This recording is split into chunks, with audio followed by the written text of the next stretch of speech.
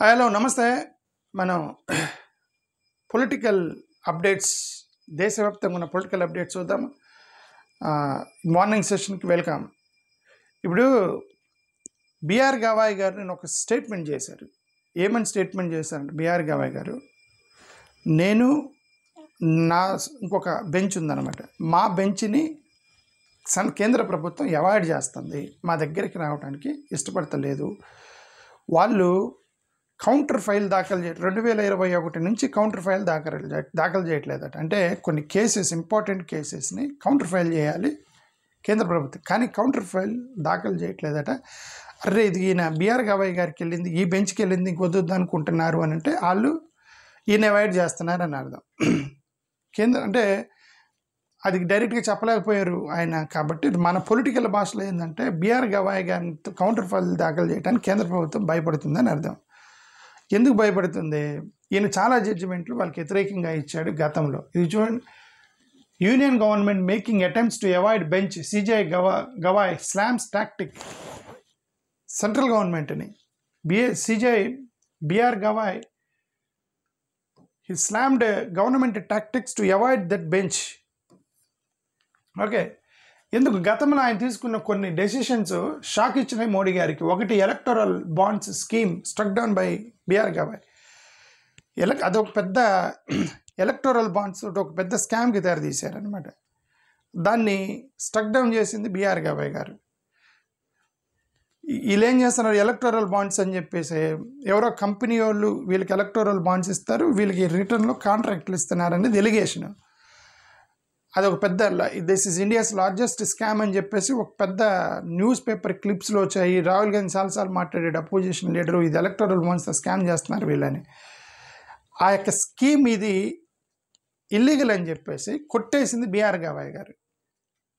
So మరి అది షాకే కదా. కాబట్టి ఇప్పుడు ఇది ఈయనతో పెట్టుకుంటే ఈయన ఎట్లాంటి జడ్జిమెంట్లు ఇస్తున్నాడని చెప్పేసి వాళ్ళు అవాయిడ్ చేస్తున్నారని నాకు అర్థమైంది. రెండోది, బుల్డోజర్ జస్టిస్.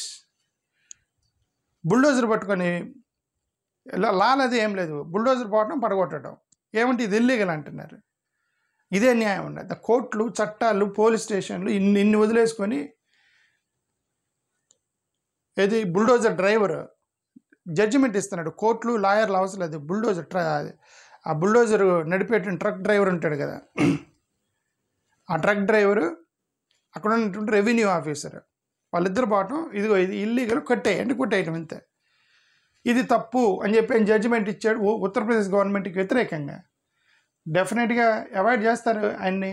గతంలో ఇంకోటి, రాహుల్ గాంధీని మోడీ అనేటువంటి సర్నేమ్ తోటి ఆయన అబ్యూస్ చేశాడని చెప్పి ఆయనకు 2 సంవత్సరాలు జైలు శిక్ష వేసి ఎంపీగా పనికిరాడని డిస్మిస్ చేయడానికి ప్రయత్నం జరిగితే దాన్ని ఆపింది కూడా ఈయన బిఆర్ గవాయ్. జడ్జిమెంట్ ఇచ్చి దానికి 2 సంవత్సరాలు జైలు శిక్ష అయిందని చెప్పి ఆయన ఎంపీని ఇప్పుడు రాహుల్ గాంధీ ఎంపీగా కొనసాగుతున్నాడంటే ఇది ఈయన ఇచ్చిన జడ్జిమెంట్.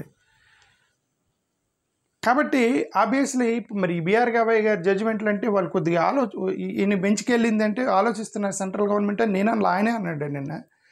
ఏమన్నాడు? దే ఆర్ ఏమన్నాడు, అవాయిడింగ్ మై బెంచ్ అన్నాడు. Central government is avoiding my bench, that is their tactic, అదొక ప్లాన్ అని అన్నాడు. గతంలో ఈ ఎన్విరాన్మెంట్కి సంబంధించి బీజేపీ స్టేట్స్లో హైవేలు, మైనింగ్ పేరుతోటి ఎన్విరాన్మెంట్ మొత్తాన్ని, పర్యావరణం మొత్తాన్ని నాశనం చేస్తున్నారని చెప్పి స్టేట్మెంట్ ఇచ్చిన ఆయన బిఆర్ గవాయ్ గారు. సో అదొకటి ఇష్యూ అయిపోయి, ఇది డిజేబిలిటీ రైట్స్ కూడా జడ్జిమెంట్ ఇచ్చింది ఆయన. 2 చేతులు లేకపోతే నువ్వు డాక్టర్ అవ్వడానికి లేదు అని చెప్పి ఒక జీవో ఇచ్చింది సెంట్రల్ గవర్నమెంటా లేదంటే ఒక స్టేట్, ఏదో ఒక స్టేట్, ఓకే, నేషనల్ మెడికల్, ఎన్ఎంసీనే, నేషనల్ మెడికల్ కౌన్సిల్ ఇచ్చింది. ఎంబీబీఎస్ సీట్ ఉండాలంటే 2 చేతులు ఉండాలి అని. బిఆర్ గవాయ్ గారు అన్నారు, 2 చేతులు లేకపోతే ఒక డాక్టర్ కాకూడదా, వాడి ఫండమెంటల్ హక్కులు మనం కలరేస్తామా అనే ఆ ఎన్ఎంసీ యొక్క జీవోని రద్దు చేశాడు ఈయన. 2 చేతులు లేకపోయినా సరే వాడు డాక్టర్ అవుతాము అనుకుంటే లెట్ హిమ్ బికమ్ డాక్టర్. ఆయనకు తెలుసు కదా ఆపరేషన్ చేయగలదా లేదని ఆయనకు తెలుసు, లేదంటే జనరల్ ఫిజిషియన్ అవుతాడు. ఓకే, సో కాబట్టి డిజేబుల్డ్ పీపుల్ యొక్క ఫండమెంటల్ రైట్ని కాల్ రాసేటువంటి హక్కు మనకి లేదని ఇచ్చింది జడ్జిమెంట్. షాక్ ఇచ్చింది ఎన్ఎంసీకి బిఆర్ గవాయ్నే. అండ్ ఇక గతంలో యాంటీ కన్వర్షన్ లా గురించి మాట్లాడాడు. ఒక జడ్జిమెంట్ ఇచ్చాడు. యాంటీ కన్వర్షన్ లా గురించి మాట్లాడుతూ నువ్వు మోసపూరితంగా కన్వర్షన్ చేస్తున్నారు, ఫోర్స్ఫుల్గా కన్వర్షన్ చేస్తున్నారంటే ఈ షుడ్ ప్రూవ్ ద డిసిట్ అన్నాడు. You cannot simply say that మోసపూరితంగా మత మార్పిడి చేస్తున్నారు, బలవంతం మత మార్పిడి చేస్తున్నారు అనకూడదు. నువ్వు దాన్ని ప్రూవ్ చేయాలి. మోసం ఎక్కడ ఉంది అనేది ప్రూవ్ చేయాలి, బలవంతం ఎక్కడ ఉంది అనేది ప్రూవ్ చేయాలి. వాళ్ళకి ఫండమెంటల్ రైట్స్ ఉన్నాయి, ఇండివిజువల్ చాయిస్ అనేది ఉంది, వాళ్ళ యొక్క ఫండమెంటల్ రైట్స్కి వ్యతిరేకంగా మనం వెళ్ళకూడదని ఆయన జడ్జిమెంట్ ఇచ్చాడు గతంలో. విష్ణు ఐడల్ దీనికి సంబంధించి ఇక్కడే ఆయన మీద చెప్పేశారు. ఓకే, అది ఆర్కియాలజికల్ సైట్, అది ఆర్కియాలజికల్ సైట్ అనేది వాళ్ళు డెసిషన్ తీసుకోవాలి, బిల్డ్ అది కట్టాలా లేదా అనేది మనం డిసైడ్ చేయలేము, కోర్టులు డిసైడ్ చేయలేము అన్నారని చెప్పేసి అక్కడ ఆస్క్ యువర్ గాడ్ అన్నాడని చెప్పేయటానికి ట్రై చేశారు ఆయన మీద. ఇక్కడే Waqf amendment, denomination autonomy limited to religion, not properly management, property management. Waqf అనేది రిలీజన్కి సంబంధించింది, ప్రాపర్టీ మేనేజ్మెంట్కి దానికి అటానమీ అనేది ఉండదని ఇది ఒక జడ్జిమెంట్ ఇచ్చాడు, మోడీ గారిని అప్సెట్ చేసేటువంటి జడ్జిమెంట్. అండ్ గతంలో ఇంకొక స్టేట్మెంట్ కూడా చేశాడు, షెడ్యూల్ ట్రైబల్కి సర్టిఫికేట్ ఇచ్చేటప్పుడు affinity test is not the litmus test.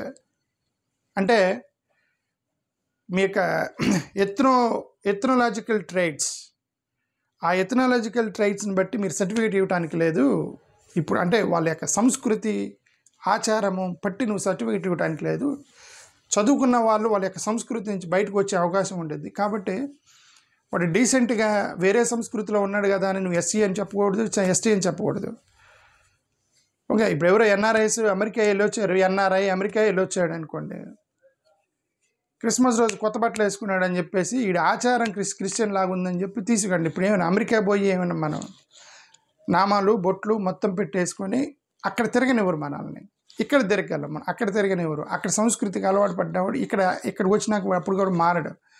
ఇప్పుడు ఆయన చెప్పింది బిఆర్ గవాయ్ గారు చెప్పింది అంటే సంస్కృతిని బట్టి సర్టిఫికేట్లు ఇవ్వడం కష్టాన్ని ఒక షెడ్యూల్ ట్రైబ్ దాంట్లో జడ్జిమెంట్ ఇచ్చాడు. అది కూడా గంట ఇవన్నీ కూడా వాళ్ళకి వ్యతిరేకంగా జడ్జిమెంట్ ఇస్తున్నారు. కాబట్టే he made the statement, union government making attempts to avoid bench, CJI criticized the government yesterday, slammed the government that you are avoiding me not filing the counterfeits అంటే ఆయన చూసి భయపడుతున్నారని అర్థం నా ఉద్దేశం ప్రకారం. ఇది జయరామ్ రమేష్ ఒక స్టేట్మెంట్ చేశాడు. జయరామ్ రమేష్ స్టేట్మెంట్ చేసింది ఏంటంటే, స్టేట్మెంట్ అంటే ఈయన ఇప్పుడు అమెరికాలో ఒక బిల్లు పెట్టబోతున్నారు అనమాట. ఆ బిల్ ఏంటంటే ఇది hire bill, US hire act అని ఒక బిల్లు పెడుతున్నారు. ఆ బిల్లు 25% ట్యాక్స్ అయిపోతున్నారట. అమెరికన్ పేమెంట్స్ అన్నీ అవుట్సోర్సింగ్ అమెరికన్ పేమెంట్స్ మొత్తానికి కూడా 25% ట్యాక్స్ అయిపోతున్నారంట అర్థం. ఇండియాలో అందరూ సాఫ్ట్వేర్ కంపెనీలన్నీ కూడా అవుట్సోర్స్డ్ కంపెనీస్, ఇవన్నీ కూడా అమెరికాలో ఎక్కడో అమెరికా కంపెనీ ఇక్కడ కూర్చొని వీళ్ళు వాళ్ళకి పనిచేస్తూ ఉంటారు అవుట్సోర్సింగ్ మీద. ఇప్పుడు వీళ్ళకి జీతం రావాలి కదా, అమెరికా కంపెనీ వీళ్ళకి జీతం పే చేయాలి, లేదంటే ప్రాజెక్ట్కి డబ్బులు ఇవ్వాలి. మీరు అమెరికా నుండి ఇండియన్స్కి పే చేసే ప్రతి రూపాయి మీద, అంటే ప్రతి 100 రూపీస్ మీద 25% ట్యాక్స్ అని చెప్పి ట్యాక్స్ పెట్టబోతున్నారు, ఒక బిల్లు పెట్టబోతున్నారు అమెరికాలో. ఒకవేళ అదే కనుక జరిగితే ఇప్పుడు అమెరికన్ కంపెనీకి పనిచేసే వాళ్ళు మొత్తానికి 25% ట్యాక్స్ పడిపోయింది, కంపెనీలు మొత్తానికి 25% ట్యాక్స్ పడిపోయింది. సో ఇది ఇండియన్ ఎకానమీ బాగా దెబ్బతినిద్ది అనేది నిన్న జయరామ్ రమేష్ చేసినటువంటి ఒక post, and that is correct also. మరి మనం అడ్డుకోలేము, అది వాళ్ళు ట్రంప్ చాలా సీరియస్గా ఉన్నాడు దాని మీద, అడ్డుకోలేము. ఇది ఆంధ్రప్రదేశ్కి సంబంధించి NDA government in Andhra Pradesh anti farmer policies చేస్తున్నాడని చెప్పి వైఎస్ఆర్సీపీ ప్రెసిడెంట్ జగన్మోహన్ రెడ్డి గారు ఎన్డీఏ గవర్నమెంట్ని విమర్శిస్తూ ఆయన నిన్న వెళ్ళారు ఒక దగ్గరికి. అక్కడ వెళ్ళి పొలాల్లో తిరిగినట్టుగా కనిపిస్తుంది. మొన్న రాహుల్ గాంధీ ఏమో చేపలు పట్టాడు, ఈయనేమో పొలాల్లో వెళ్ళి గడ్డి బిగుతున్నారు. అది రాజకీయ నాయకులు మంచి పనే చేస్తున్నారు. ఓకే, ఇదేంటిది? ఇది జగన్ గారికి సంబంధించి చాలా ఆంధ్రప్రదేశ్లో కొన్ని ఇన్సిడెంట్ చూద్దాము. ఇది ఒక ఆమె టీచరు పిల్లల చేత కాళ్ళు బిసికించుకుంటుందని సస్పెండ్ చేశారు. చూడండి, మహారాణిలాగా కూర్చుంది, పిల్లలు కాళ్ళు ఒత్తుతున్నారు. ట్రైబల్ స్కూల్స్లో, ట్రైబల్స్ హాస్టల్లో ప్రతి చోట జరుగుతుంది. ఇది రెస్పెక్ట్ లేదు వాళ్ళకి. ట్రైబల్ పిల్లలు అంటే, దళిత పిల్లలు అంటే వీళ్ళకి రెస్పెక్ట్ లేదు. వచ్చి కాళ్ళు బీసుకోమంటే వాళ్ళు ఏం చేస్తారు? మా పిల్లలు మా మేడం చెప్పారని చెప్పి వాళ్ళు చేస్తారు. ఈమె దొరికింది కాబట్టి సస్పెండ్ చేశారు. దొరకని వాళ్ళు ఎంతమంది? క్రిస్టియన్ అనాథాశ్రయాల్లో కూడా జరుగుతున్నాయి. క్రిస్టియన్ అనాథాశ్రయాల్లో నేను రీసెంట్లీ జస్ట్ ఏరే పనుండి ఒక క్రిస్టియన్ ఆర్ఫనేజ్కి వెళ్ళాను. క్రిస్టియన్ ఆర్ఫనేజ్కి వెళ్తే అక్కడ ఒక పిల్లోడు కూర్చొని ఆ పాస్టర్ యొక్క కాలు విసుగుతున్నాడు. పాస్టర్దే ఆర్ఫనేజ్ రన్ చేస్తున్నాడు అతను. నేను షాక్ తిన్నా. ఇదేంటి పాస్టర్కి కూడా మొరాలిటీ కోల్పోతే ఇంక మీరు ఇచ్చే ప్రసంగాలేంటి, మీరు ఇచ్చే టీచింగ్లు ఏంటి? ఏం లేదు, డబ్బులు చేతిలో వస్తే పాస్టర్ లేదు, పూజారి లేదు, ఇమేం లేదు. డబ్బులు చేతిలో ఉన్నవాడు వాడు కరప్ట్ అయిపోతాడు. First of all the moment money comes into their hands that become immoral. అది నాకు అర్థమైంది. ఇది 1 killed, ఒక బస్ యాక్సిడెంట్ జరిగింది ఆంధ్రప్రదేశ్లో. ఇది ఎర్త్కి నిన్న భూకంపం వచ్చిందంట ఆంధ్ర తెలంగాణలో, కర్ణాటక ఆంధ్రలో భూకంపం వచ్చింది. మీలో చాలామందికి తెలియదు భూకంపం వచ్చిందని సంగతి కూడా, ఎందుకంటే ఎవరు చనిపోలేదు కాబట్టి పెద్ద ఇష్యూ కాలేదు. నిన్న చీమకుర్తిలో దళితులపై దాడి చేశారు, కొట్టారట, దళితులను కొట్టారట నిన్న చీమకుర్తిలో. అది గొడవైందంటే పొలం దగ్గర గొడవై ఒకరినొకరు కేసు పెట్టుకుని వీళ్ళు వాళ్ళ మీద కేసు పెట్టి వాళ్ళు వీళ్ళ మీద కేసు పెట్టి పోలీసుల ముందే కర్రలు తీసుకొని కొట్టారని చెప్పేసి ఈ న్యూస్ చెప్తుంది. పోలీసులు ముందే కొట్టారట. వాళ్ళకి భయం ఉండదు. ఇప్పుడు పోలీసులు ఇక్కడ ఇదే the caste is more dominant than the power post, government post. ఒక్కోసారి కులము అనేది చాలా ఫోర్స్ ఉంటుంది. మనం ఆ డామినెంట్ సొసైటీ కాబట్టి ఏ పోలీసులు ఏం చేస్తారులే మనల్ని అంటారు. ఎందుకంటే వాళ్ళ దగ్గర డబ్బులు ఉంటాయి, రాజకీయ పలుకుబడి ఉంటుంది. పోలీసులకు డబ్బులు ఇస్తే వాళ్ళు వదిలేస్తారులే. వీడి పేదోడి పరిస్థితి ఏంటి? వీడికి కోపం మాత్రమే ఉండేది, ఇంకేం ఉండదు. వీడికి కోపం ఉండిద్ది. కోపం వచ్చిన ప్రతిసారి వీడు తన్నిల్చుకోవాలి. వాళ్ళ గేదెలు వచ్చి వీళ్ళ పొలంలో మేసినా వనేది అనాలి, ఈడి గేదెలు వెళ్ళి వాడి పొలంలో చేసినా అనేది అనాలి. అది ఆ ముళ్ళు వచ్చి ఆకు మీద పెట్టి, ఆకు వచ్చి ముళ్ళు మీద పెట్టి ఆకు చినిగిద్ది కదా. ఇది దళితుల పరిస్థితి, దేశవ్యాప్తంగా ఉన్నటువంటి పరిస్థితి. ఓకే,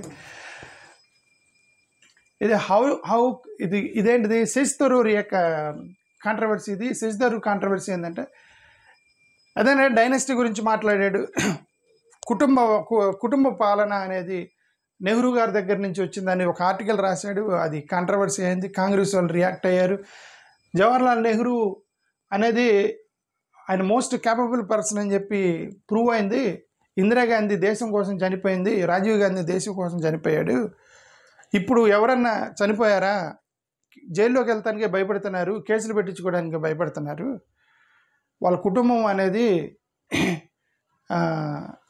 ప్రాణాలు ఇచ్చారు, వాళ్ళ కుటుంబం తప్ప, గాంధీ కుటుంబం తప్ప ఎవరన్నా ప్రాణాలు ఇచ్చారా అని ఉదిత్ రాజ్ చేసిన ఒక స్టేట్. ఉదిత్ రాజ్ అని అతను ఎవరో ఒక లీడర్, ఉదిత్ రాజ్ అనుకుంటా, ఆయన చేసిన ఒక స్టేట్మెంట్ ఇది. పొలిటికల్ పవర్ అనేది determined by lineage rather than ability, commitment, grass roots engagement ఏదో రాశాడు ఈయన. ఓకే, ఇక nepotism statement. The public makes the decisions in democracy. You cannot impose restriction that you cannot contest elections because your father was an MP. ఒక ఆల్వీ అనే రషీద్ ఆల్వీ అతను చేసిన statement. వాళ్ళ నాన్నగారు ఏదో గతంలో ముఖ్యమంత్రి కాబట్టి ఇతను రాకూడదని రిస్ట్రిక్షన్ పెట్టారు. హక్కు మనకేముంది? ఇప్పుడు ఆయన ఒక్కరే కాదు కదండి, ఇప్పుడు అందరి పిల్లలు వారసులే కదా. ఇప్పుడు ఆర్జేడి లాలూ ప్రసాద్ కుమారుడు వారసుడే, నితీష్ కుమార్ కుమారుడు వారసుడే, మమతా బెనర్జీ వాళ్ళ అభిషేక్ బెనర్జీ లైన్లో ఉన్నాడు. ఓకే, ఈయన లోకేష్ గారు వారసుడు, స్టాలిన్ కుమారుడు వారసుడు, వీళ్ళందరూ వారసత్వమే కదా. ఎడుతిరిగి 2 వారసత్వం లేకుండా రన్ అవుతున్నటువంటి పార్టీలు అట్లీస్ట్ స్టేట్ లెవెల్లో, కేంద్రంలో గాంధీ ఫ్యామిలీ రన్ అవుతున్న, రాష్ట్రాల్లో డెమోక్రసీ, ఇంటర్నల్ డెమోక్రసీ ఎక్కువ. ఒకటి కాంగ్రెస్ అండ్ బీజేపీ, 2 కుటుంబ పాలన లేకుండా నడుస్తున్నటువంటి పార్టీలు 2. ఓకే, ఇప్పుడు ఇది కూడా, ఈ కాంగ్రెస్ని కూడా నేషనల్ వైడ్గా గాంధీని వీళ్ళు విమర్శిస్తున్నారు. But otherwise when it comes to states this no family this one. Otherwise all regional parties are led by family, అంటే వారసుల ద్వారా వచ్చినవి, డైనెస్టీ అనమాట. ఇక చూడండి, కేరళకి సంబంధించి బిషప్లు వెళ్ళి మైనారిటీస్ని కాపాడమని మోడీ గారిని అడిగారట. మైనారిటీస్ని కాపాడండి అని మోడీ గారిని మీరు అడగకూడదు. అక్కడికి వెళ్ళి మైనారిటీ మీద దాడి చేస్తుంది ఎవరని అడగాలి మోడీ గారిని. ఈ బిషప్లు వీళ్ళందరూ కూడా, నాకు ఒకసారి ఈ బిషప్లను చూస్తే ఏమనాలి వీళ్ళని నాకైతే తెలియదు. ఓకే, వెళ్ళొద్దంటే ప్రధానమంత్రి గారిని కలవటం మంచిదే, ఎందుకంటే is the top most position. ఆయన కలవటం తప్పు కాదు. రిప్రజెంటేషన్ ఇవ్వడం తప్పు కాదు, మీకు కొన్ని గట్స్ ఉండాలి. అక్కడ ఏం గట్స్ ఉండాలి? ఆయన దగ్గరికి వెళ్ళి మైనారిటీస్ని కాపాడండి సార్, మీరు మంచి నాయకుడు, యువర్ సూపర్ లీడర్ అని చెప్తే ఆయన కాపాడుతానంటాడు. అక్కడ పోయి సార్ మైనారిటీస్ని కొట్టింది ఎవరు సార్ అని అడిగే ఎవరైనా ఉన్నారనే? ఎవరు సార్ మైనారిటీస్ని దాడి చేసింది ఎవరు అని అడిగారు అక్కడ మోడీ గారిని కలిసి. మళ్ళీ వీళ్ళందరూ ప్రసంగాలు ఇస్తారు సెక్యులరిజం మీద, మన మైనారిటీస్ని కాపాడాలి అని చెప్పి మళ్ళీ ప్రార్థనలు చేస్తారు. వీళ్ళందరూ ఈ పాస్టర్లు బిషప్లు వీళ్ళందరూ ప్రార్థనలు చేస్తారు. ఏమని? ఈ దేశం సెక్యులర్గా ఉండాలి. ఈ యొక్క ఇంకా ఏది పమ్మ ఎన్ని ఇంటర్నల్గా బయటికి చెప్పడం ఎందుకని వాళ్ళు చాలా ప్రార్థనలు చేస్తారు లోపల. అల్టిమేట్గా వెళ్ళి your vote is leading to Modi గారు గవర్నమెంట్ని పైకి తీసుకొస్తున్నప్పుడు, మీకు మైనారిటీస్ మీద అటాక్ జరుగుతున్నప్పుడు కనీసం మీరు రిప్రజెంటేషన్ ఇచ్చేటువంటి పద్ధతన్నా మార్చుకోవాలి. మీరు వెళ్ళారు, బిషప్లు ఇందరు వెళ్ళారు, ఇది దీంట్లోనే రాసి ఉంది. ఏమనుంది ఇక్కడ? There is no Kerala bishops call on Modi, no specific discussion of Chhattisgarh issue. ఛత్తీస్గఢ్లో ఇద్దరు నన్నుల్ని ఇద్దరు 2 nuns were attacked in Chhattisgarh. మీరందరూ కేరళ నుంచి కేరళ నన్ను మోడీ గారి దగ్గరికి వెళ్ళారు, అక్కడికి వెళ్ళి సార్ మా నన్స్ని అటాక్ చేశారు అని చెప్పే ధైర్యం లేదని ఈ పేపర్ రాసింది, నేను రాసింది కాదు. ఆడ పోయి ఫోటోలు తీసుకొని ఈ బిషప్లు మొత్తం కూడా ఫోటోలు తీసుకొని సోషల్ మీడియాకి రిలీజ్ చేసి మైనారిటీని కాపమని రిప్రజెంటేషన్ ఇచ్చాము అని చెప్పుకోవడానికి పనికొస్తారు ఈ బిషప్లు అందరూ. That's what I want to say. Okay, but I don't care ఇది is a bishop or pastor or a Dalit activist. ఎవడైనా సరే నీ హక్కుల గురించి నువ్వు మాట్లాడుకోనప్పుడు you are not the leader, you are just a photographer or a photo.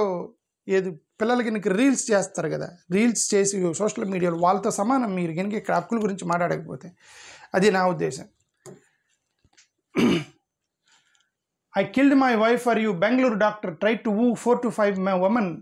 ఇది ఇతను వాళ్ళ భార్యను చంపేసిన తర్వాత ఎక్స్ గర్ల్ ఫ్రెండ్స్ 4-5 మెసేజ్ పెడుతున్నాడట, మీకోసం నా భార్యను చంపేసి ఇప్పుడు నేను పెళ్లి చేసుకోమని. పోనీ అది కూడా ఒకరిని కాదు 4-5 పెడుతున్నాడట ఇతను. What a candidate. Okay, police shoot and arrest there in Coimbatore rape కేసుకి సంబంధించి Tamil Nadu Coimbatore rape case. We know that రీసెంట్గా ఒక రేప్ కేసు సెన్సేషన్ అవుతుంది కోయంబత్తూర్లో. ఒక గర్ల్ ఫ్రెండ్ వాళ్ళిద్దరు కలిసి కారులో ఉంటే ఒక 3 వచ్చారు, పగలగొట్టారు. ముందు దిగమన్నారు, వాళ్ళు దిగలేదు. కొడవలు ఉంటుంది, కొడవలు తీసుకుని కొట్టారట, కారు అద్దాలు పగలు కొట్టారట. అతని బాయ్ ఫ్రెండ్ మీద తలకాయ మీద కొట్టారు, అతను అన్కాన్షియస్ అయిపోయాడు.